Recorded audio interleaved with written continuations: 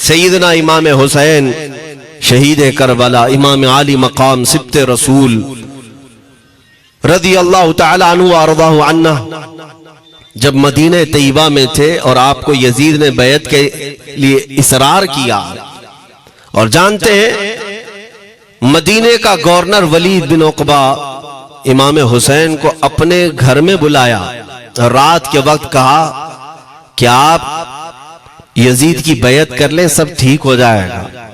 آپ نے ایک تاریخی جملہ فرمایا تھا، آج وہ سب مسلمانوں کو یاد ہونی چاہیے۔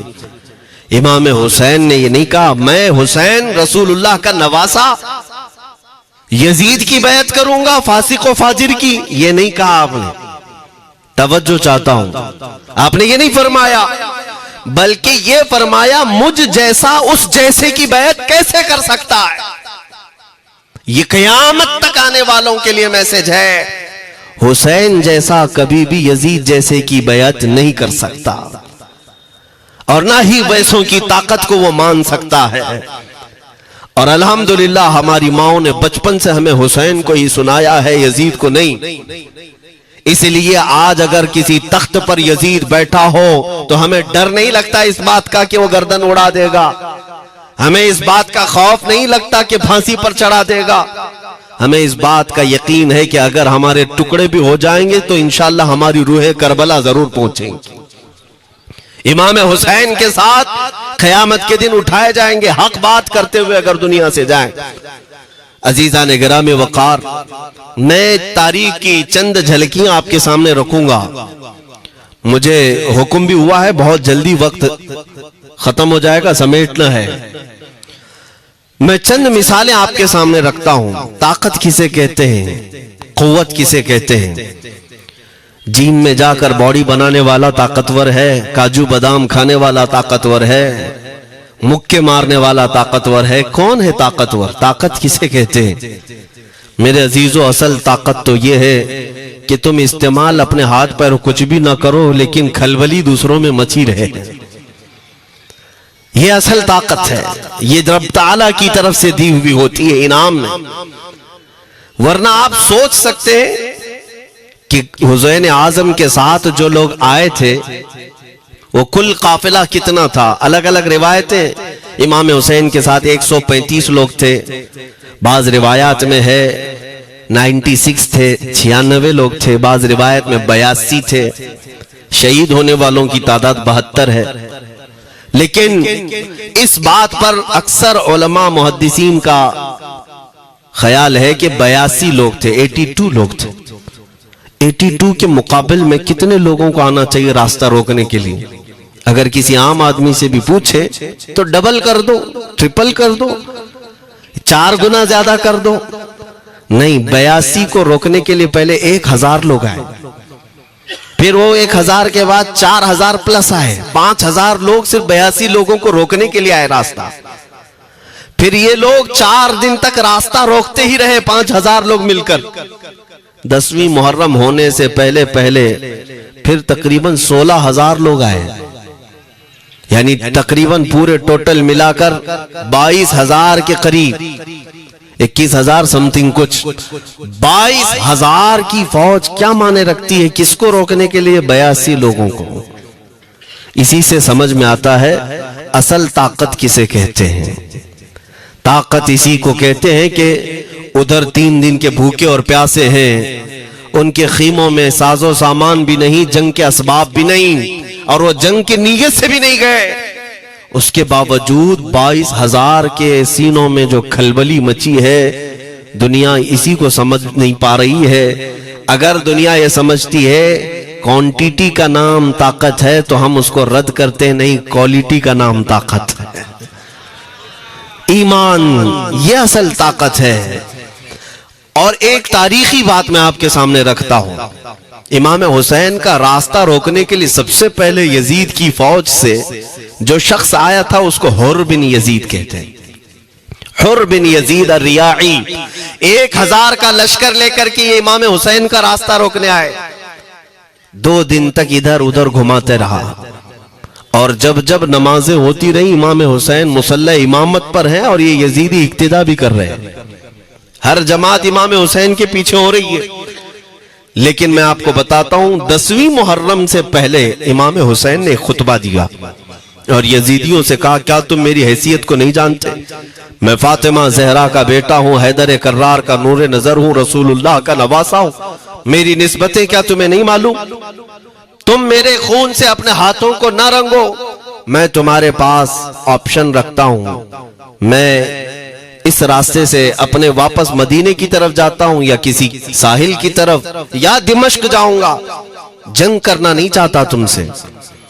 یہ 3 آپشن جب امام حسین نے رکھا تو یزیدیوں نے ایک کو بھی قبول نہیں کیا، وہ جنگ کرنا ہی چاہتے تھے، امام حسین کے خون کے ساتھ کھیلنا ہی چاہتے تھے۔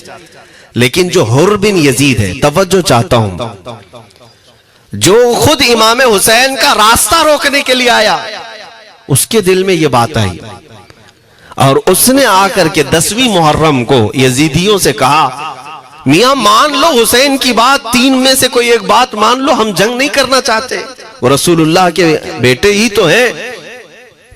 تو سارے جو سپہ سالار بڑے بڑے تھے، عمرو بن سعد، شمر وغیرہ، حر بن یزید سے کہنے لگے تجھے کون کہتا ہے فیصلہ کرنے کے لیے؟ تو سپاہی ہے، 1000 کی نفری تیرے ساتھ دی گئی ہے، بس اگر تجھے ہمارے ساتھ رہنا ہے تو میدان میں جمع رہ، ورنہ چلا جا، تو صلح کی باتیں مت کر۔ حر بن یزید اسی دن 10ویں محرم کو ان یزیدیوں سے کہتا اچھا اگر تم میرے اس بات کو نہیں مانتے تو تمہاری سپہ سالاری تمہیں مبارک، میں حسین کے خیمے میں جا رہا ہوں۔ جو یزید کی طرف سے آیا تھا وہ کدھر چلا گیا؟ مولا حسین کے خیمے میں۔ کب؟ صرف 10ویں محرم، ایک روایت میں 9ویں محرم کو، ایک دن پہلے امام حسین کے خیمے میں آیا، دست بوسی کی، معافی مانگی، اور امام حسین نے کہا اب تم جا سکتے ہو اپنے گھر۔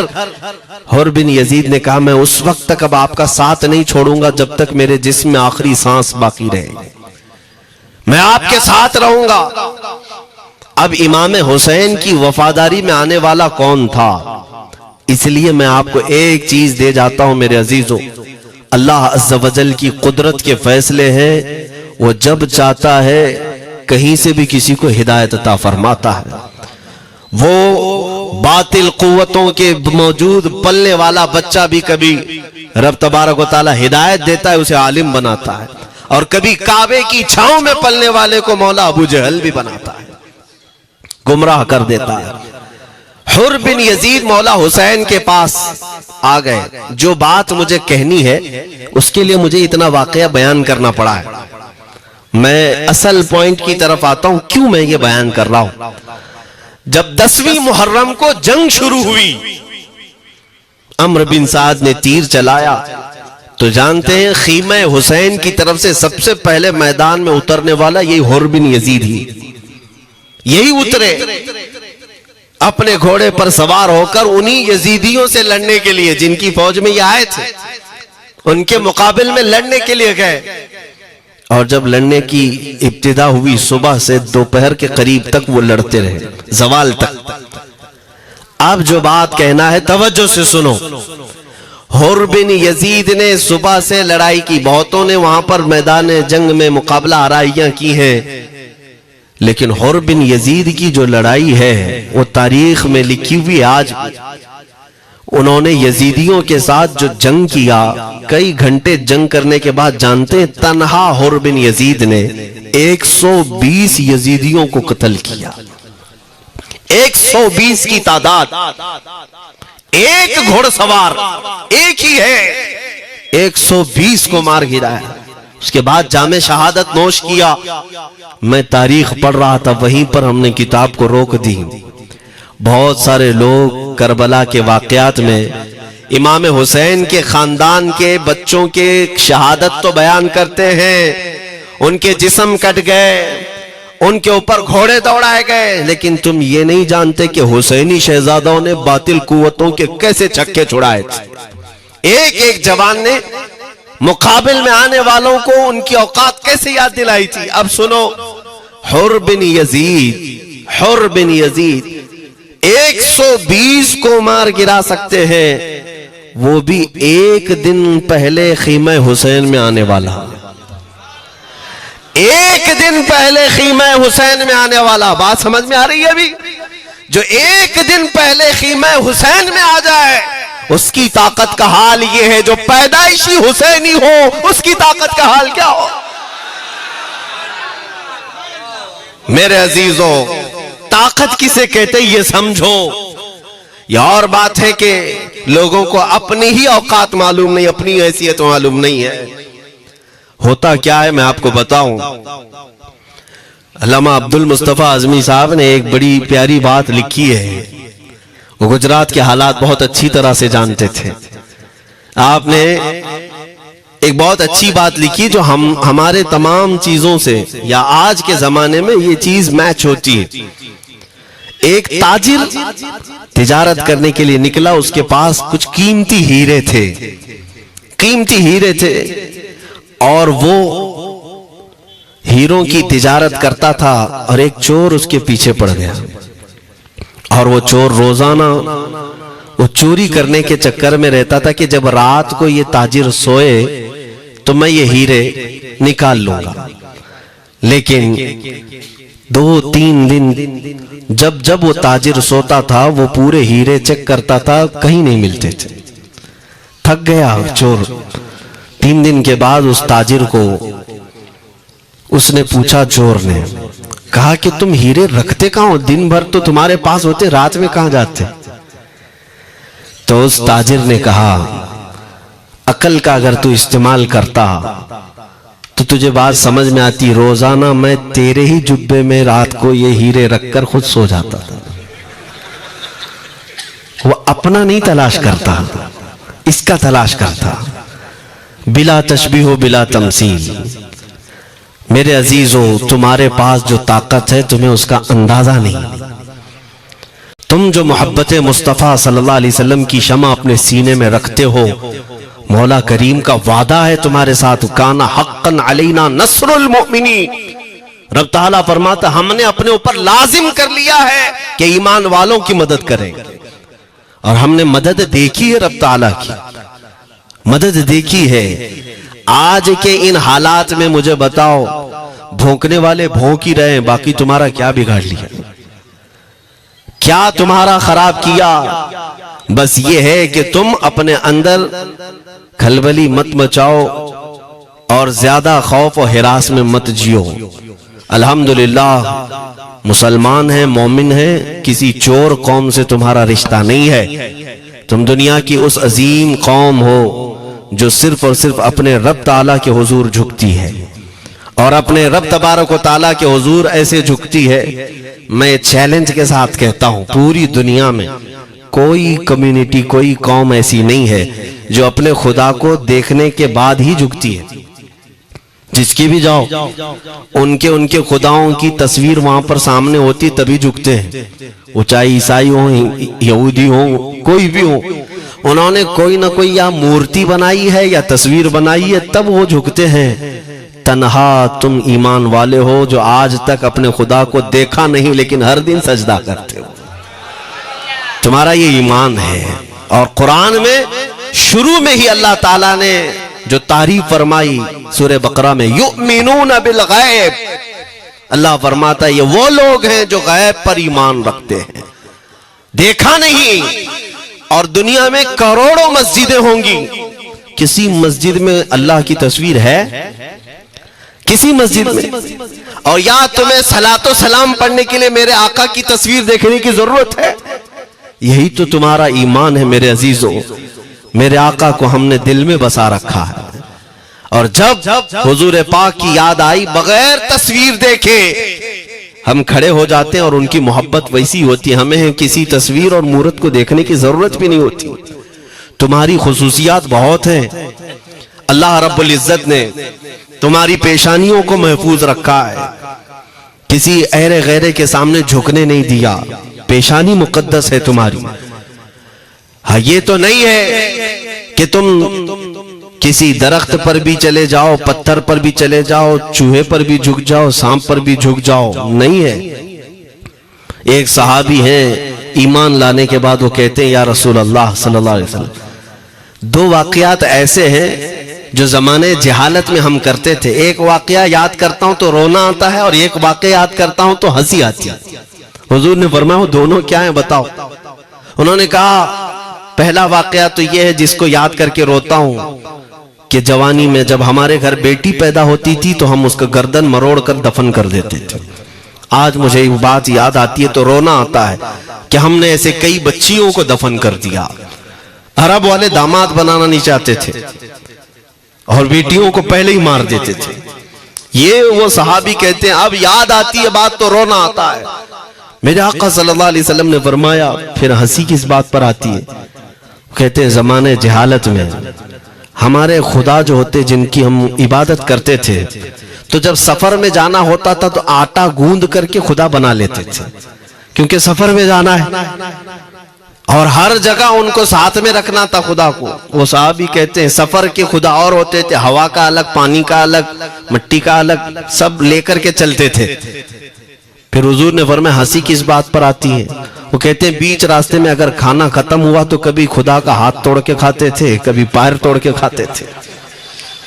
ارے میرے عزیزو 1400 سال بعد آج جب آپ ہنس رہے ہیں اس صحابی کو تو اس بات پر ہنسی آتی ہوگی. میں یہ بات صرف اس لیے عرض کر رہا ہوں کہ شکر مناؤ اللہ رب العزت کا کہ تمہیں رب تبارک و تعالیٰ نے اس قوم میں پیدا کیا ہے جس کا ماتھا صرف وحدہ لا شریک کی بارگاہ میں جھکتی ہے. تم ایمان والے ہو اور میں نے آیت یہی تلاوت کی خطبے میں وَلَا تَهِنُوا وَلَا تَحْزَنُوا وَأَنْتُمُ الْأَعْلَوْنَ إِن كُنتُم مُؤْمِنِينَ. گھبراؤ مت, پریشان مت ہو, تم سب سے زیادہ سربلند رہو گے اگر تم ایمان والے ہو. یہ قرآن کی آیت ہے. ایمان کسے کہتے ہیں؟ ایمان کسے کہتے ہیں؟ یعنی اللہ نے فرمایا اگر تم ایمان والے ہو تو سب سے زیادہ کامیاب ہو. اب ہم پوچھتے ہیں رسول پاک سے ایمان کسے کہتے ہیں؟ میرے آقا کی زبان سے سنو, لا یؤمن احدکم حتی اکون احب الیہ من والدہ وولدہ والناس اجمعین.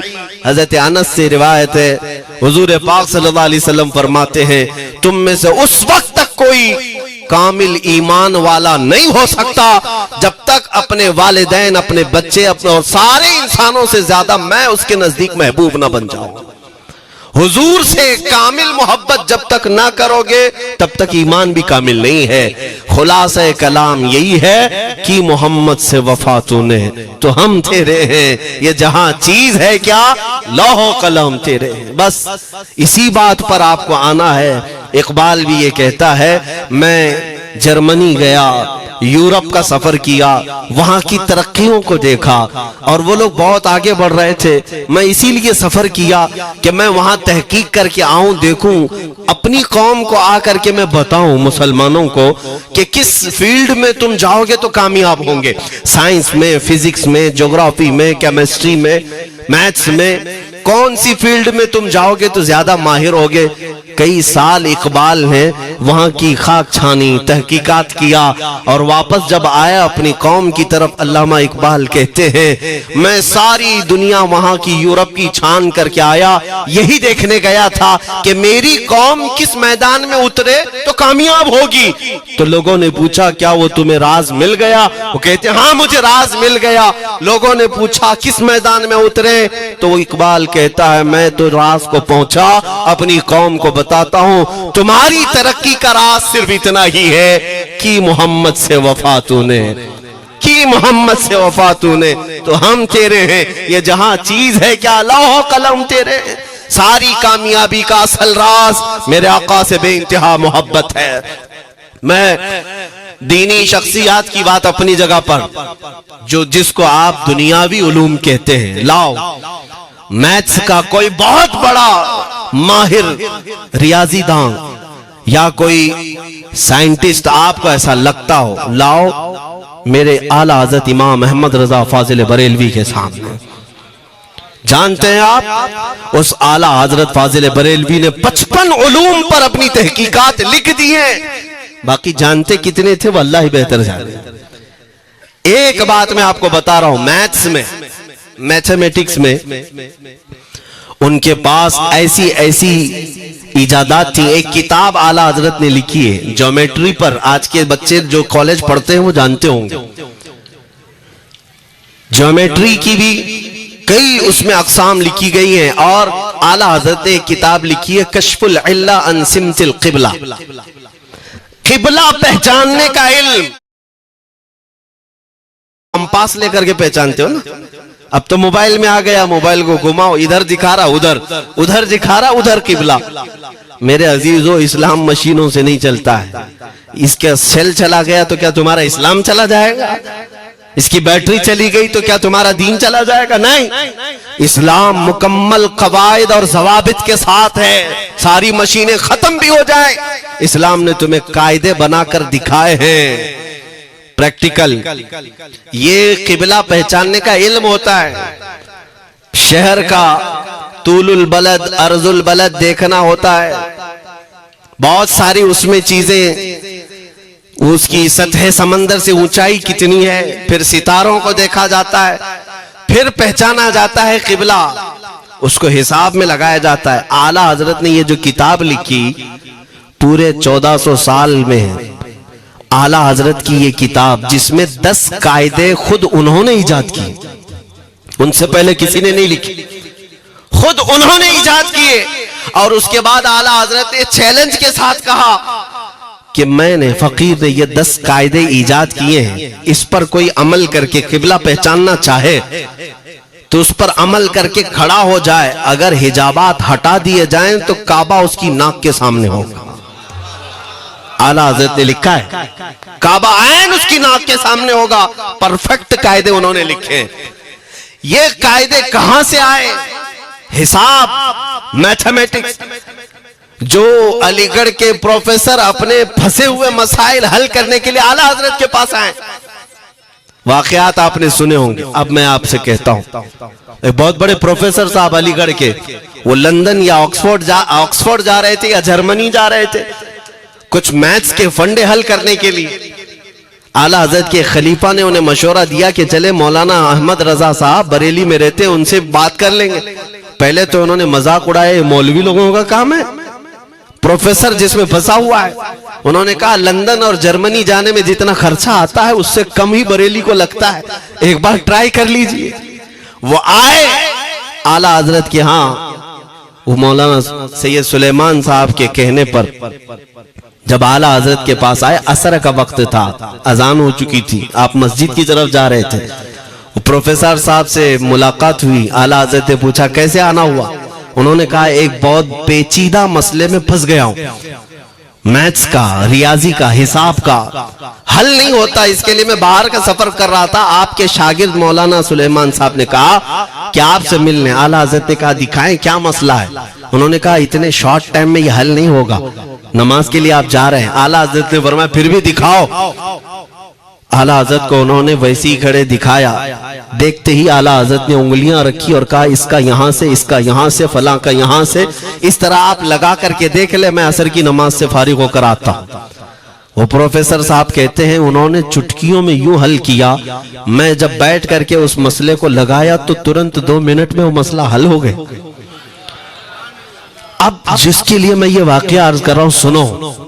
وہ حیرت میں آنکھیں پھٹی پھٹی رہ گئی اس پروفیسر صاحب کی.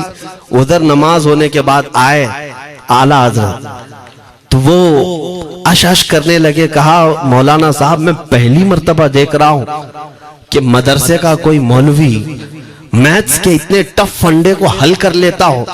مولانا یہ تو بتائیں یہ ریاضی اور یہ میتھس کے مسئلے آپ نے کس سے سیکھے؟ کون ہے آپ کو؟ کس کالج میں، کس یونیورسٹی سے آپ نے سند حاصل کی ہے؟ یہی مجھے کہنا ہے میرے عزیز. اب اعلیٰ حضرت کا جواب سنو. کہتے ہیں جناب میں نے اپنے والد سے صرف پلس مائنس اور ملٹیپل کے مسئلے سیکھے، جمع، نفی اور ضرب. ہمارے والد صاحب نے بس اتنا ہی سکھایا. اور اس وقت بچپن میں مجھے منطق، فلسفہ، یہ سب کتابیں پڑھنے کا شوق تھا. میں حساب کے، جیومیٹری کے یہ کتابیں لے کر بیٹھا. میرے والد آئے، دیکھا، پوچھا احمد رضا کیا پڑھ رہے ہو؟ میں نے دکھایا یہ منطق ہے، فلسفہ ہے یا حساب کی کتابیں ہیں۔ میرے والد نے وہ کتابیں اپنے ہاتھ میں لے لی اور کہا جا رسول اللہ کی حدیثیں پڑھ، صدقے میں سارے علم دے دیے جائیں۔ اعلیٰ حضرت فرماتے ہیں اس کے بعد میں نے اپنی زندگی میرے مصطفیٰ کے قدموں میں لگا دی۔ یہ جو آپ دیکھ رہے ہیں یہ میرے مصطفیٰ کے قدموں سے چھن کر مجھے ملا ہے۔ بس بات سمجھ جاؤ، طاقت اسی کو کہتے ہیں۔ نبی پاک صلی اللہ تعالیٰ علیہ وسلم سے بے انتہا محبت کرنے والا وہ دنیا کے کسی میدان میں بھی تنہا نہیں ہوتا، تنہا نہیں ہوتا۔ عزیزان گرامی وقار، میں اس بات کی طرف آپ کو لے جاتا ہوں۔ ایک صحابی حضرت سلمہ بن اکوع رضی اللہ تعالیٰ عنہ، ان کو راجل رسول اللہ کہا جاتا ہے۔ حضور صلی اللہ علیہ وسلم کے ایسے سپاہی جتنے غزوات میں گئے، جتنی جنگوں میں گئے، کبھی گھوڑے پر نہیں بیٹھے، پیدل، اور وہ ایسا پیدل چلتے تھے کہ کوئی گھوڑا بھی ان کے ساتھ نہیں پکڑ پاتا ان کو جب وہ بھاگتے تھے۔ گھوڑا بھی اپنی تیز رفتاری کے باوجود انہیں نہیں پکڑ پاتا۔ ان کو وہ لقب ملا تھا راجل رسول اللہ، چھل کر کے سفر کرنے والا رسول اللہ کا سپاہی۔ ایک بار ایسا ہوا، ایک بنو قارہ کا شخص جس کا نام عبد الرحمن ہے، یہ منافق تھا، خبیث تھا۔ اس نے تقریباً 400 لوگوں کو جمع کیا، اپنے ہم مزاج لوگوں کو، اور مدینے پر رات کے وقت ایک باغیچے پر حملہ کیا، پورے باغیچے کو آگ لگا دیا، اور اس کے بعد پھر جو کھجوریں تھیں وہاں سے سب لوٹ لیا، لوٹ کر کے اپنے گھوڑوں پر رکھ لیا اور نکل پڑا۔ اس وقت سوائے حضرت سلمہ بن اکوع کے کوئی نہیں تھا۔ ادھر 400 لوگ لوٹ مار کر رہے ہیں اور کھجوریں جمع کر رہے ہیں، اور یہ تنہا صحابی، اس صحابی کا حال یہ ہے گھوڑا بھی نہیں ہوتا تھا کبھی نہیں۔ اب ان کو جلال آیا کہ میرے مصطفیٰ کے شہر کی ایک کھجور بھی میں باہر جانے نہیں دوں گا جو چوری کر کے جا رہا ہے۔ اس کے بعد آپ نے پیچھا کرنا شروع کیا، اور حقیقت دیکھیں آپ جب حدیث پڑھیں گے، اعلیٰ حضرت نے الملفوظ میں بھی اس کو نقل فرمایا، جب تک میں یہ حدیث پڑھ رہا تھا اتنی ہنسی بھی آتی ہے، اور ان کی اس بہادری پر دل کھل جاتا ہے اور سینہ چوڑا ہوتا ہے کہ وہ اکیلے کس بات پر بھاگ رہے تھے، ان کے پیچھے 400 لوگوں کے پیچھے بھاگ رہے۔ اچھا کوئی یہ کہے کہ نادان آدمی ہے، 400 لوگوں کو نہیں دیکھ رہا، اکیلا بھاگ رہا ہے، ہو سکتا ہے ان کو کوئی کہہ دیا ہو، لیکن مجھے حیرت ان 400 پر ہو رہی ہے جو ایک سے ڈر کے بھاگ بھی رہے تھے، وہ بھی بھاگ رہے ہیں۔ ایک دوڑا رہا ہے اور 400 بھاگ رہے ہیں۔ وہ عبد الرحمن قارہ کا رہنے والا قاری بھاگا جا رہا ہے اور سب سے کہہ رہا ہے سلمہ بن اکوع سے اپنی اپنی جان بچا لو۔ اسی لیے میں کہتا ہوں یہ بزدل قومیں ہیں، میرے مصطفیٰ کے غلاموں کا مقابلہ کرنے کی سکت نہیں رکھتی، جس کے سینے میں عشق مصطفیٰ ہو۔ 400 بھاگتے رہے اور یہ بھگاتے رہے بہت دور تک۔ جب حضرت سلمہ بن اکوع بھاگتے تھے تو گھوڑے بھی پیچھے پڑ جاتے، اور آپ جیسے جیسے کوئی گھوڑ سوار آتا اس کی ٹانگ پکڑ کر کھینچتے اور اس کی گردن پر پیر رکھتے، پھر آگے نکل پڑتے تھے۔ نہ جانے کتنوں کو انہوں نے تنہا اپنے ہاتھوں سے گرایا، کوئی مقابلہ کرنے کو تیار نہیں، گراتے بھی ہیں اور ان کی گری ہوئی کھجوریں جمع بھی کرتے ہیں کہ مجھے مدینے واپس لے جانا ہے۔ اس صحابی کو میں پڑھتا ہوں، عزیزان گرامی کھجوریں جمع کرتے رہے اور انہیں بھگاتے رہے، اخیر میں وہ 10-10 کی ٹکڑیوں میں بدل گئے۔ وہ عبد الرحمن قارہ کا رہنے والا کہنے لگا ایک ساتھ مت بھاگو، یہ اکیلے سب کو بھگا رہا ہے، 10 ادھر جاؤ، 10 ادھر جاؤ، 10 ادھر جاؤ۔ ظالموں پلٹ کر میرے مصطفیٰ کے غلام کا مقابلہ کر کے دیکھتے ہیں، لیکن کسی سے نہیں ہوا۔ وہ پہاڑ کی چوٹیوں میں چلے گئے، حضرت سلمہ بن اکوع پہاڑ پہ بھی چڑھنے لگ گئے۔ تو عبد الرحمن قارہ وہ کہتا ہے وہیں سے چیخ کر کے سلمہ بن اکوع تم کو کیا چاہیے، کیوں پیچھا کر رہے ہو؟ کہا میں شہر رسول کی ایک کھجور بھی جب تک تمہارے پاس ہوگی پیچھا کرتا رہوں گا۔ اس نے وہیں سے اپنے سارے ساتھیوں کو پکار کر کہا سارے لوگ کھجوریں پھینک دو، اپنی جان بچا لو۔ سبوں نے کھجوریں دے دی، حضرت سلمہ بن اکوع پوری کھجوریں جمع کی، کتنوں کو رونتے ہوئے واپس آنے لگے۔ جانتے ہیں ایک صحابی اور ہے حضرت ابو قتادہ جن کو فارس رسول اللہ کہا جاتا ہے، ان کا گھوڑا دوڑتا ہوا، ان کو دوڑاتا ہوا حضرت ابو قتادہ اس پر ہیں اور 10 لوگ اور ساتھ ہیں، وہ حضرت سلمہ بن اکوا کی مدد کے لیے آ گئے۔ جب وہ آئے تو یہ اکثر کو تو گرا چکے تھے، کھجوریں لے بھی چکے تھے۔ حضرت ابو قتادہ 10 صحابہ کے ساتھ جب آئے، حضرت سلمہ بن اکوا کی اور مدد ہو گئی۔ اب یہ مدینے آنے لگے تو توجہ چاہتا ہوں، حضرت سلمہ بن اکوا نے پوچھا، میں تو اکیلا دوڑا رہا تھا، واقعے کی کسی کو خبر تھی، تم یہاں تک کیسے آئے؟ تم کو کس نے بھیجا میری مدد کے لیے؟ مسلمانوں یاد رکھو، میرے مصطفیٰ کی وفاداری میں جب کوئی نکلتا ہے تو کہاں سے مدد آتی ہے اندازہ بھی نہیں ہوتا۔ حضرت سلمہ بن اکوا نے ان سے پوچھا ابو قتادہ سے، تم آئے کیسے؟ حضرت ابو قتادہ نے جو جواب دیا وہ اور تعجب کا تھا، کہا ہم نے نہیں دیکھا، ہم کو معلوم بھی نہیں تم کس کے ساتھ گئے ہو، ہمیں یہ واقعہ بھی نہیں معلوم، لیکن ہم اپنے خیمے میں بیٹھے تھے، ہمارا یہ گھوڑا دوڑتا ہوا ہے، یہ گھوڑا دوڑتا ہوا آیا اور دونوں پیر بار بار اٹھا کر کے ہنہنانے لگا۔ میرا گھوڑا ایسا کبھی کرتا نہیں، وہ جہاد میں جانے والا گھوڑا ہے، فرما بردار ہے۔ ابو قتادہ نے اس کو سہلایا لیکن پھر بھی وہ خاموش نہیں ہوا۔ حضرت ابو قتادہ کہتے میں پہچان لیا، وہ اپنی پیٹھ پر مجھے سوار کرنا چاہتا ہے، میں اس کی پیٹھ پر بیٹھ گیا۔ میرے ساتھی بھی تعجب میں تھے، اتنی وقت گزر جانے کے بعد گھوڑے کو نہ بھوک لگی ہے نہ پیاس لگی ہے، یہ کہاں لے جا رہا ہے؟ ابو قتادہ کہتے یہ گھوڑا ہے جو تجھ تک ہم سب کو لے آیا ہے۔ حضرت سلمہ بن اکوا نے کہا ہاں مجھے یاد ہے، جب میں ان 400 کو دوڑا رہا تھا تو تمہارا گھوڑا مجھے دیکھ رہا تھا، پتہ یہ چلا دنیا کا ہر جانور بھی میرے مصطفیٰ کا وفادار ہے۔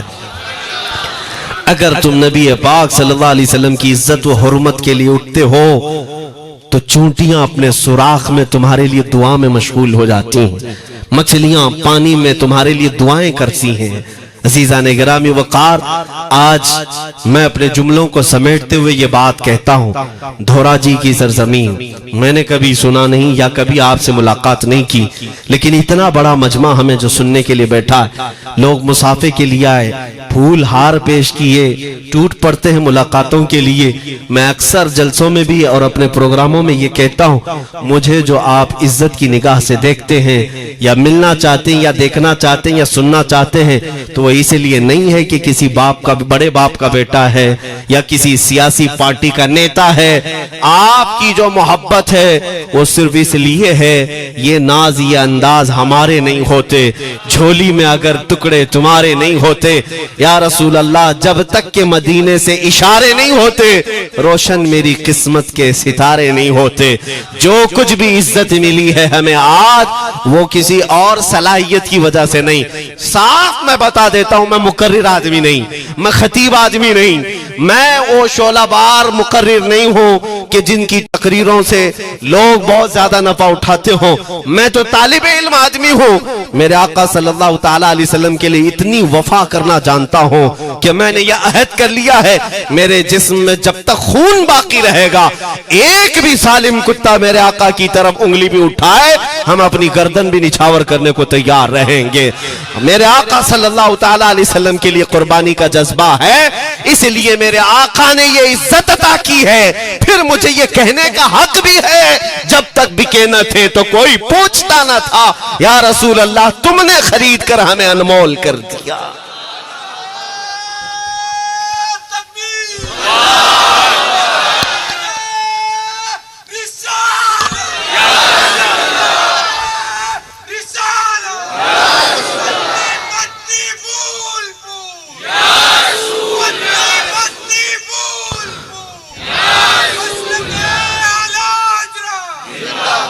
میرے عزیزوں، اس بات پر آج تمہارا اتحاد ہونا ہے، آج تمہارا اتحاد ہونا ہے۔ میں نے کافی علاقوں کے دورے کی اور دیکھ لیے، لوگ جو کہتے ہیں ہم بکھرے ہوئے ہیں، بٹے ہوئے ہیں، ٹکڑوں میں ہیں، لیکن میں نے سب کو دیکھا، یقیناً فرقوں میں بھی بٹے ہیں، سلسلوں میں بھی، حالانکہ سلسلوں میں اختلاف ہونا نہیں چاہیے، جو سلاسل حقہ ہیں وہ سب مدینہ طیبہ کی نہریں ہیں، اختلافات نہیں، لیکن اس کے باوجود بٹے ہوئے لوگ ہیں۔ ایک دوسرے سے مصافحہ نہیں کرنا چاہتے، ایک دوسرے کے پیچھے نمازیں نہیں پڑھنا چاہتے، جو خالص سنی ہو کر بھی، ایمان والے ہو کر کے بھی۔ میں بہتوں سے یہ شکایتیں سنا کہ ہم میں بہت سارے اختلافات ہیں، لیکن اس کا حل تقریریں ہیں، تحریریں ہیں، لوگوں کو سمجھانا ہے، اصلاح کرنا ہے، سب کر کے دیکھ لیا۔ لیکن ایک بات میں نے خود پریکٹیکل دیکھ لیا کہ 1000 ٹکڑوں میں کیوں نہ بٹے ہوں، لیکن میرے مصطفیٰ کا نام آ جائے تو ہر کوئی متحد نظر آتا ہے۔ یہ ہم نے دیکھ لیا ہے، یہ ہم نے دیکھ لیا ہے۔ کسی بھی پیر سے بیعت کیوں نہ ہو، میں دوسروں کی بات نہیں کرتا، لیکن میں نے پورے ہندوستان کے کونے کونے میں دیکھا ہے جا کر کے، کسی بھی سنی صحیح العقیدہ پیر سے بیعت کیوں نہ ہو، اگرچہ اس کے آپس کے جھگڑے ہوں، لیکن ہم نے ایک مجمع میں مجھے سننے والوں کو، ایسے اختلاف والوں کو بھی دیکھا، دونوں سن رہے ہیں، لیکن جب ہم نے پوچھا میرے مصطفیٰ کریم کی عزت پر بات آئے تو تم میں سے کون کھڑا ہو سکتا ہے؟ ہر اختلاف رکھنے والا بھی یہ کہتا ہے یا رسول اللہ، یہ جسم بھی تمہارا، یہ جان بھی تمہاری، کروں تیرے نام پہ جان فدا، نہ بس ایک جان دو جہاں فدا، دو جہاں سے بھی نہیں جی بھرا، کروں کیا کروڑوں جہاں نہیں۔ یہ ہر ایک کا نعرہ ہے۔ اس سے پتہ یہ چلا کہ آج تم سب کو اگر کوئی چیز جوڑ سکتی ہے تو نام محمد ہے، میرے مصطفیٰ کریم صلی اللہ علیہ وسلم کی محبت ہے۔ گنبد خضرا کی چھاؤں میں سب کو جمع کرو، انشاءاللہ العزیز اتحاد برقرار رہے گا۔ اصل کی طرف نظر رکھو، بادشاہ کی طرف نظر رکھو، باقی جتنے ولی ہیں، جتنے پیر ہیں، سب وزیر ہیں، سب وزیر ہیں، بادشاہ صرف میرا مصطفیٰ ہے۔ نبی پاک صلی اللہ تعالی علیہ وسلم کو ہم شہنشاہ تسلیم کرتے ہیں، لہٰذا اگر بادشاہ کی طرف نظر ہوگی تو تمہیں شیطان یہ اس طرح کی لڑائیوں میں نہیں رکھے گا، وہ کامیاب نہیں ہو سکے گا۔ تم سب کا مشن اگر میرے مصطفیٰ کی عزت اور ان کی ناموس ہو جائے، حضور اکرم صلی اللہ تعالی علیہ وسلم کی طرف ہم نے دیکھا ہے بڑے بڑے اختلافات ختم ہو جاتے ہیں۔ حضرت ابو ذر غفاری، حضرت بلال حبشی، دونوں میں جھگڑا ہو گیا تھا، تکرار ہوئی۔ حضرت ابو ذر غفاری نے صرف حضرت بلال کو غصے میں آ کر کہا، کالی عورت کے بیٹے، یا ابن ام سودا، یہ تکرار میں ہو جاتا ہے۔ حضرت بلال کو یہ بات لگ گئی، تھے تو کالے، لیکن صحابی نے کہا تھا کالی عورت کے بیٹے۔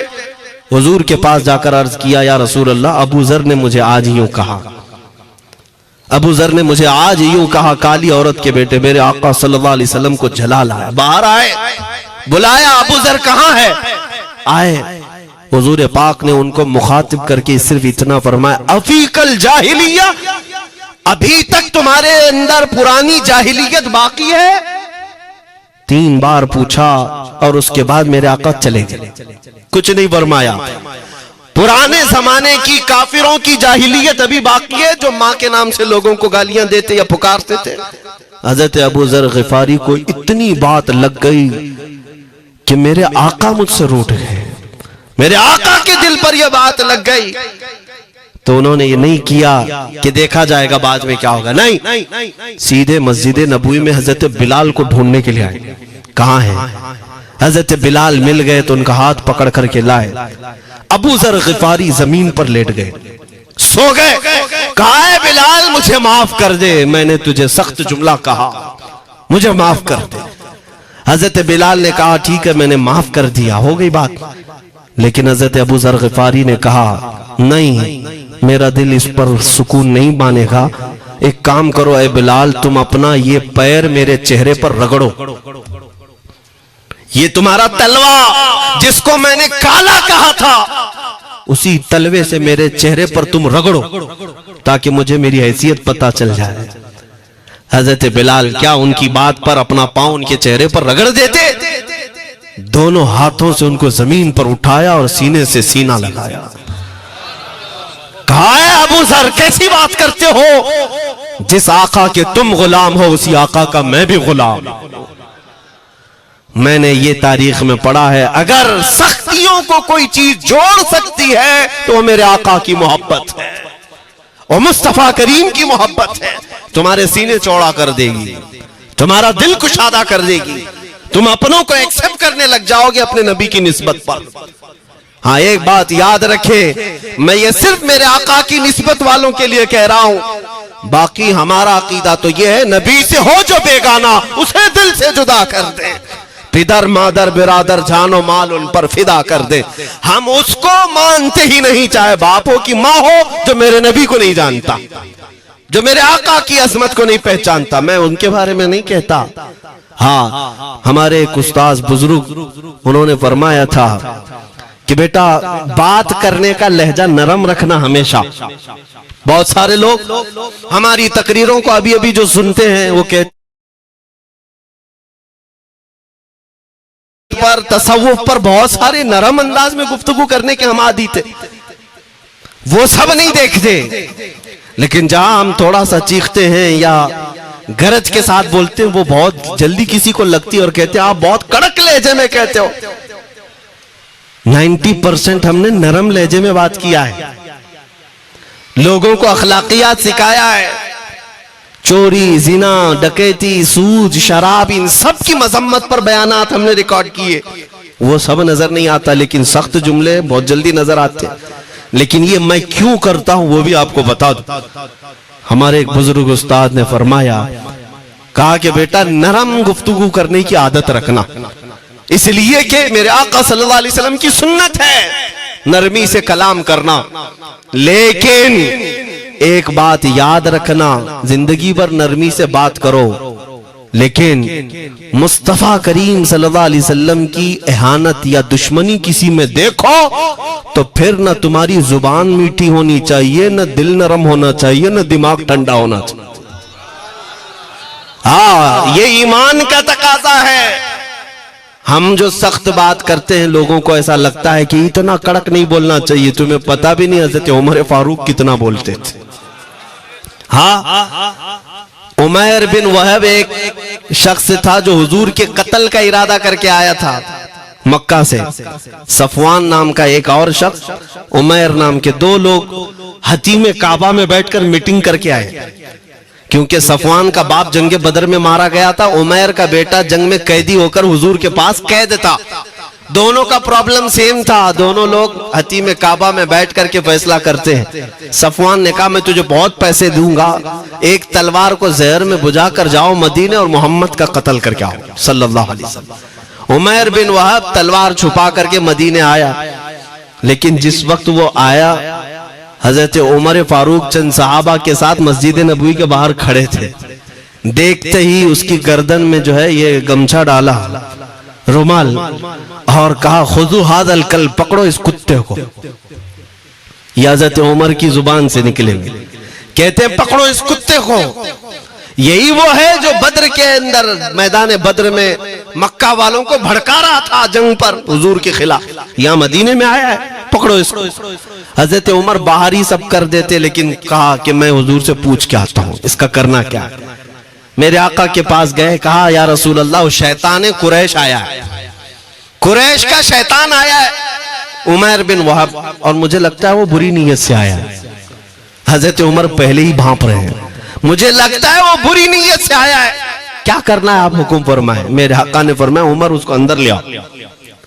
عمیر بن وہب کو ویسی گردن میں وہ گمچھا ڈال کے گھما کے اندر لے آئے مسجد نبوی میں۔ حضور نے پوچھا، حضرت عمر سے کہا چھوڑ دو اس کو۔ جب اندر آیا تو پوچھا حضور نے کیوں آئے عمیر؟ اب وہ جھوٹ بولنے لگا، کہا میرا بیٹا آپ کے پاس قیدی ہے، خیر خیریت پوچھنے کے لیے آیا ہوں، اور کیا ہے۔ میرے آقا نے فرمایا سچ سچ بتاؤ کیوں آئے ہو؟ اس نے پھر کہا میں اپنے بیٹے کی خیریت معلوم کرنے آیا ہوں، اور کیوں آیا ہوں؟ حضور نے فرمایا خیریت معلوم کرنے آئے تو تلوار لے کے کیوں آئے ہو؟ اس نے تلوار دکھانے کے لیے پھینک دیا، کہا اس تلوار کا کیا ہونا ہے؟ تلوار تو ہمارے پاس بدر میں بھی تھی، لیکن فتح آپ ہی کے ساتھ تھی۔ بڑی بڑی باتیں کرنے لگا۔ میرے آقا کو جلال آیا اور کہا عمیر وہ بات کیوں نہیں بولتے جو تم صفوان کے ساتھ کعبہ کے حتیم میں بیٹھ کر کے آئے ہو؟ مدینے میں بیٹھا رسول خانہ کعبہ میں ہونے والی گفتگو کو سن رہا ہے، دور و نزدیک کے سننے والے وہ کان لالے کرامت پہ لاکھوں سلام۔ یہ حدیث موجود ہے، صحیح حدیث ہے، اسی حدیث کے ترجمانی کرتے ہوئے ہم تو یہ عقیدہ رکھ ہی سکتے ہیں نا، ہم یہاں سے پکاریں وہ وہاں سے سنیں، مصطفیٰ کی سماعت پہ۔ ہاں یہ عقیدہ بریلی والے کا جو ہے وہ اپنے پیٹ کا عقیدہ نہیں، یہ صحابہ کا عقیدہ ہے۔ میرے عزیزو، جب میرے آقا نے فرمایا وہ بات بتاؤ جو حتیم کعبہ میں کر کے آئے ہو، اب تھر تھر تھر کانپنے لگ گیا، اس رسول سے کیا چھپائیں جو حتیم کعبہ میں تنہائی میں ہونے والی میٹنگ کو بھی جانتا ہو۔ کہا اب میں کیا بتاؤں جب آپ کو سب معلوم ہے، اب میں جو کہنا چاہتا ہوں وہ یہ ہے، اشہد انک محمدن رسول اللہ، میں گواہی دیتا ہوں کہ آپ محمد اللہ کے رسول ہیں صلی اللہ علیہ وسلم۔ ایمان لے آئے۔ اب سنیے میرے عزیزو، ایمان لانے کے بعد حضور پاک صلی اللہ علیہ وسلم نے تلقین فرمائی کہ اب اسلام پر قائم رہو، ایمان پر برقرار رہو۔ قتل کرنے کے لیے آیا، میرے مصطفیٰ کا غلام بن گئے۔ اب اس کے بعد حضرت عمر کیا کہتے ہیں؟ حضرت عمر جو گمچہ گلے میں ڈال کے اندر لائے تھے، اب گلے میں ہاتھ ڈال کر باہر لے جاتے ہیں، اور باہر جو ساتھی کھڑے تھے ان سب کو مخاطب کر کے کہتے ہیں اے لوگوں سنو، حضرت عمر کے الفاظ سنیں، کہتے ہیں تھوڑی دیر پہلے یہ جو شخص تم دیکھ رہے ہو مجھے خنزیر اس سے اچھا لگتا تھا۔ اللہ یہ لفظ بھی ہے، واللہ انی لأحب خنزیرا من ھذا، کہتے ہیں کہ اس سے بہتر میں خنزیر کو سمجھتا تھا کیونکہ یہ دشمن رسول تھا، لیکن اب سنو اے لوگو، اب میرے سگے بیٹے سے زیادہ مجھ کو یہ عزیز ہے، اس لیے کہ میرے آقا کا غلام۔ یہی ایمان ہے، یہی ایمان ہے۔ عزیزان گرامی، خلاصہ کلام میری بات کا یہی ہے، محمد کی محبت دین حق کی شرط اول ہے، اسی میں ہو اگر خامی تو سب کچھ نامکمل ہے۔ اقبال نے کیا خوب کہا تھا، اگر پہچاننا ہو تو میرے عزیزو پہچانو، تم میرے آقا صلی اللہ علیہ وسلم کے قدموں تک اگر پہنچ گئے تو یہی دین ہے۔ بمصطفیٰ برساں خیش کے دی ہماؤس، گرب ان رسیدی تمام بول حبیش، اپنے آپ کو حضور تک پہنچا دو، اسی کا نام دین ہے۔ اور اگر وہاں تک نہیں پہنچ سکے زندگی پوری ابو لہب کی طرح ہے، ہونا یہ پھول تو بلبل کا ترنم بھی نہ ہو، چمن دہر میں کلیوں کا تبسم بھی نہ ہو، ہونا یہ ساقی تو میں بھی نہ ہو، خم بھی نہ ہو، بس میں توحید دنیا میں نہ ہو، تم بھی نہ ہو۔ یا رسول اللہ خیمہ افلاق کا استادہ اسی نام سے ہے، نبض ہستی تپش آمادہ اسی نام سے ہے، دشت میں دامن کوہسار میں میدان میں ہے، بحر میں موج کی آغوش میں طوفان میں ہے، چین کے شہر مراکش کے بیابان میں ہے، اور پوشیدہ ہر مسلمان کے ایمان میں ہے۔ وہ میرے آقا کی ذات ہی ہے، ہر جگہ ہے، اور اسی کی طرف ہمیں سب کو متوجہ ہونے کی ضرورت ہے۔ طاقت کس کا نام ہے؟ میں نے شروع اسی بات سے کیا تھا، اسی پر ختم کرتا ہوں۔ طاقت و قوت صرف باڈی بنانے کو نہیں کہتے، طاقت و قوت صرف اور صرف کاجو بادام کھانے کو نہیں کہتے، طاقت و قوت اس کے اندر ہے جو دیکھنے کو اگرچہ کمزور لگتا ہو لیکن دشمنوں کے سینے اس کی یاد سے ہی آج بھی کھلبلی مچ جاتی ہو۔ ہم نے دیکھا ہے 100 سال پہلے کی بات، اعلیٰ حضرت امام اہل سنت فاضل بریلوی امام احمد رضا خان، نام تو ہر بچہ جانتا ہے آج، اور اپنوں سے زیادہ غیر بھی جانتے ہیں اور تھر تھراتے بھی ہیں، لیکن کیا کبھی تم نے اعلیٰ حضرت کی سیرت میں یہ پڑھا کہ ان کا جسم کیسا تھا؟ ان کا جسم کیسا تھا؟ بہت لہیم شہیم، چوڑے سینے والے، بڑے بال والے، اونچے چہرے والے؟ نہیں میرے عزیزو، تاریخ میں آپ پڑھو گے اعلیٰ حضرت کثرت سے لکھنے کی وجہ سے، کثرت سے عبادت کی وجہ سے جسمانی اعتبار سے بڑے دبلے پتلے تھے، بڑے دبلے پتلے تھے۔ لوگ دیکھنے والوں نے یہ کہا ہے جسمانی ساخت ایسی نہیں تھی کہ کوئی پہلوان نظر آتا ہو، دبلے پتلے تھے، نحیف تھے، دیکھنے میں کمزور لگتے تھے، لیکن مجال ہے جب وہ عاشق رسول کا قلم چلتا تھا اور وہ بھی یوں پکار کر کہتا تھا یہ رضا کے نیزے کی مار ہے کہ عدو کے سینے میں غار ہے، کسے چارہ جوئی کا وار ہے کہ یہ وار وار سے پار ہے۔ اور پھر ان کافروں کو کہا تھا اس امام اہل سنت نے، کل کے رضا ہے خنجر خونخوار برق بار۔ یہ کوئی دعویٰ نہیں کر سکتا آج۔ کلک کس کو کہتے ہیں سمجھا بھی دیتا ہوں میں آپ کو، کلک رضا، اعلیٰ حضرت اپنے قلم کو کہہ رہے ہیں، کلک مطلب قلم، رضا کا قلم کیسا ہے؟ خنجر خون خار برقبار، یعنی خون پینے والا خنجر اور چمک پیدا کرنے والی جو بجلی ہوتی ہے۔ اعلیٰ حضرت بڑے نرم دل بھی تھے، رحم دل بھی تھے، اپنوں کو جب نوازتے تھے تو بے حساب نوازتے تھے، عاجزی ایسی کہ بچوں سے بھی معافی مانگتے، عاجزی ایسی، اور اپنے پیر خانے پر جانے کی بات آئے تو چپلیں کتنی دور چھوڑ جائے، غرور و گھمنڈ کی بات نہیں، لیکن جب میرے مصطفیٰ کے دشمنوں سے مقابل کی بات آتی تو یوں کہتے، تم کیا سمجھتے ہو کل کے رضا ہے خنجر خونخوار برقبار، عادا سے کہہ دو خیر منائے نہ شر کریں۔ یہ بات ایمان کے تقاضے کی ہے۔ میں آج ہر عالم سے منبر پر بیٹھے ہوئے اور ہر مومن سے یہی کہنا چاہتا ہوں، جو میرے مصطفیٰ کی عزت کی بات آئے سر چڑھ کر بولنا۔ کو لفظ جہاد سے بھی ڈر لگتا ہے اور لفظ جہاد پر ہی بڑا پروپیگنڈا کرتے ہیں، مجھے اس بات کا کوئی خوف نہیں۔ ہاں لوگ یہ کہتے ہیں مولانا جہاد کے لفظ پر تھوڑا سائیڈ ہو کر کے بات کر لیتے ہیں، تم بزدل کیوں بنے جا رہے ہو؟ لفظ جہاد ایک پاکیزہ لفظ ہے، مقدس لفظ ہے، اس لفظ کو اگر نکال دیا تو میرے آقا کی آدھی سیرت ختم ہو جائے گی۔ کیسے بتاؤ گے نبی پاک کی سیرت؟ بدر کو کیا کہو گے؟ تکرار ہوئی تھی، خندق، احد، تبوک، خیبر، طائف، یہ سب کو کیا کہو گے؟ تکرار ہوئی تھی۔ جہاد لفظ ہے، سیلف ڈیفنس کا نام ہے، اتنا حق تو ہر ایک کو ہے میرے عزیزو۔ لیکن یہ تو آج میں یہ بات بھی نہیں کر رہا ہوں تم کو تلوار اٹھاؤ، بندوق اٹھاؤ، گولی مارو، بندوق سے لو، یہ سب باتیں تو ہم کرتے بھی نہیں، ہمیں ضرورت بھی نہیں، لیکن ہمیں پتا ہے ہمارے الفاظ ہی کافی ہیں۔ میرے آقا صلی اللہ تعالیٰ علیہ وسلم کی محبت جس کے سینے میں ہو، میرے آقا نے جب یہ فرمایا ہے کہ حق بات کا اعلان کرنا سب سے افضل جہاد ہے، تو اس پر تو ہر کوئی آج عمل کر سکتا ہے۔ حق بات کہو، ممبروں سے کہو، اور ٹرسٹیوں سے بھی کہتا ہوں علماء کو کہنے کی آزادی بھی دو کہ وہ بزدل نہ بنائیں، خوف نہ رکھ رضا ذرا، تو ہے عبد مصطفیٰ۔ ایک بات سمجھ کر کے چلے، ہم ملک کے خلاف، قانون کے خلاف نہیں بولنا چاہتے، ملک ہمارا بھی ہے، دیش ہمارا بھی ہے، اور یہاں کے قوانین جس پر ہم عمل کر رہے ہیں، خوشی سے عمل کر رہے ہیں، لیکن ان ظالموں نے کیا بنا دیا ہے، ان کے نزدیک دیش پورا مودی ہے۔ ہاں ان صاحب کے بارے میں مت بولو، وہ دیش ہے، کل کو اگر نہیں رہے تو دیش چلا جائے گا۔ میرے عزیزو، کسی ویکتی، کسی شخص کی غلط پالیسیوں پر تنقید کرنے کا نام دیش کے خلاف بولنا نہیں ہے۔ ہم اپنے دیش سے محبت ایسی کرتے ہیں، آج بھی آزادی کا دن ہے نا، آزادی کا دن ہے، یہ لگے ہاتھوں یہ بات کہہ کر کے گزرتا ہوں، آج بھی جا کر کے دیکھیں انڈیا گیٹ پر سب سے زیادہ شہیدوں کے نام جو لکھے گئے وہ مسلمانوں کے ہیں۔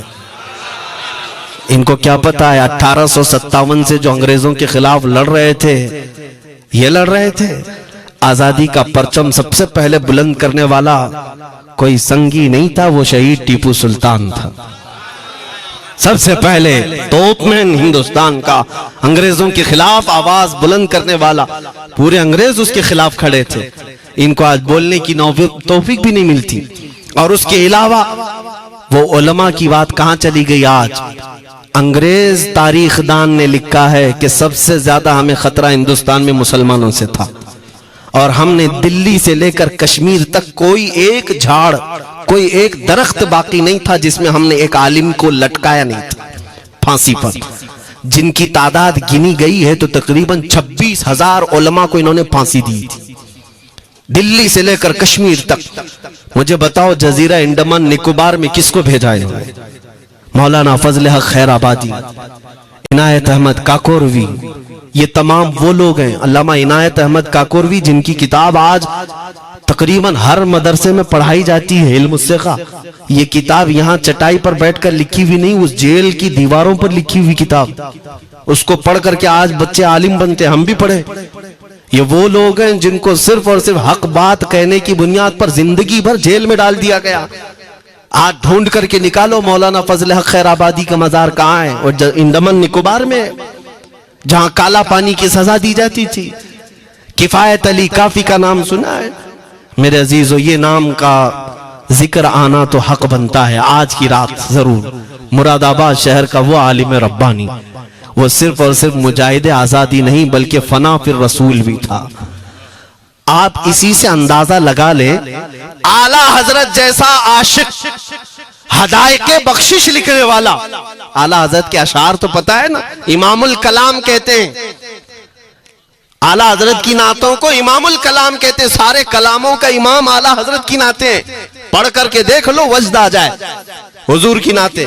لیکن اس اعلیٰ حضرت سے پوچھا گیا آپ کس کی نعتیں پسند کرتے ہیں؟ اعلیٰ حضرت فرماتے ہیں میں صرف دو ہی لوگوں کی نعتیں سنتا ہوں، یا تو حسن رضا بریلوی کی یا علامہ کفایت علی کافی کی۔ اعلیٰ حضرت جس کی نعتیں سنتے ہو اسی سے اندازہ کر سکتے ہو کفایت علی کافی کون تھے۔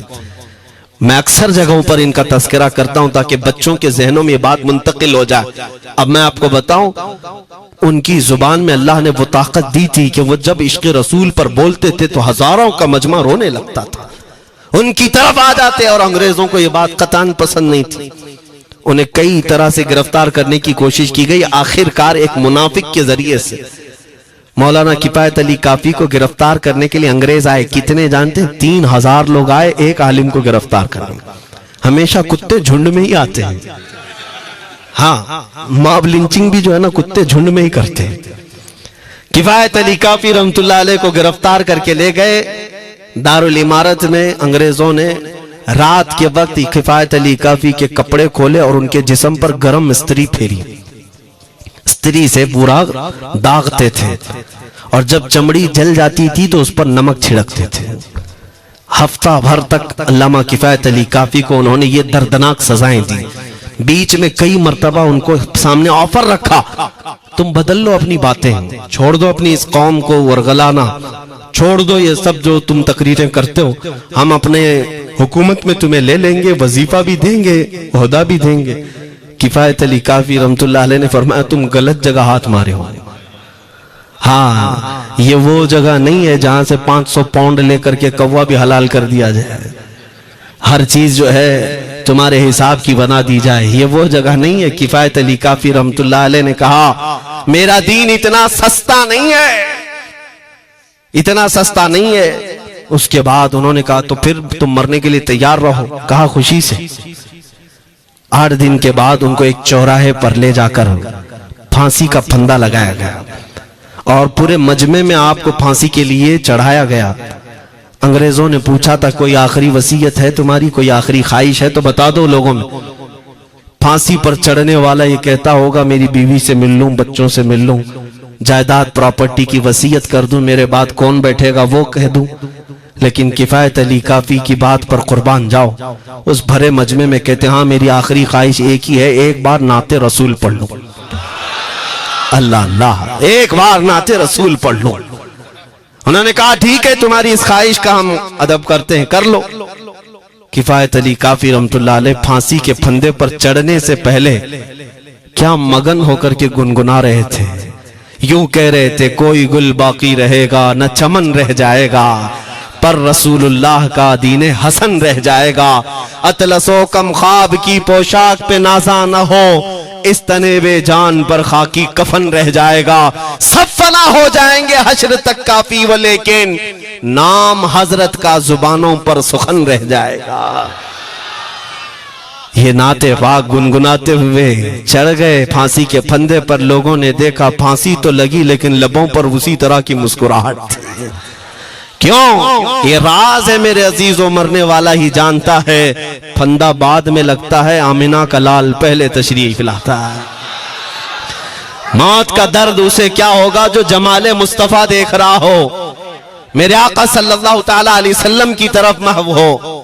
اب سنو میں یہ بات کیوں کہہ رہا ہوں، تم ان باتوں سے گھبرانا نہیں، ان باتوں سے ڈرنا نہیں کہ کل کو اگر آپ کے ممبر پر بیٹھ کر خطاب کرنے والا یہ آپ کا غلام مر جاتا ہے، کٹ جاتا ہے، کوئی مجھے مار دیتا ہے، تو اس بات کا یقین رکھ لینا دین رکے گا نہیں، اور میرے آقا صلی اللہ علیہ وسلم کے ناموس اور ان کی عزت میں کوئی کمی آنے والی نہیں۔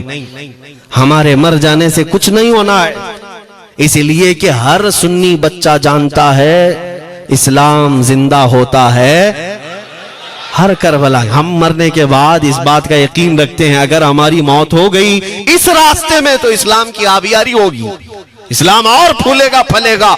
اور ہوا یہی, کفایت علی کافی کو پھانسی کا پھندا دے کر 8 دن تک جشن منایا تھا انگریزوں نے. جب مولوی چلا گیا جو لوگوں کو تقریر کرتا تھا, ہزاروں کا جمع کرتا تھا, حضور اکرم صلی اللہ علیہ وسلم کی محبت کی باتیں کرتا تھا, چلا گیا, ہم نے پھانسی دے دی. لیکن ان ظالموں کو معلوم نہیں میرے خدا کا قانون کیا ہے, قدرت خداوندی کا قانون کیا ہے. مراد آباد شہر میں یہ کفایت علی کافی کو 1857 کے پہلے پھانسی دے رہے ہیں, اور اسی سال مراد آباد کے قریب بریلی شہر میں اللہ تعالی احمد رضا پیدا کر رہا ہے. تم ایک عاشق کو پھانسی دیے, حضور پاک کے چاہنے والے کو تم نے پھانسی دے کر یہ سمجھا کہ آپ ختم ہو گیا عشق کی باتیں کرنے والا.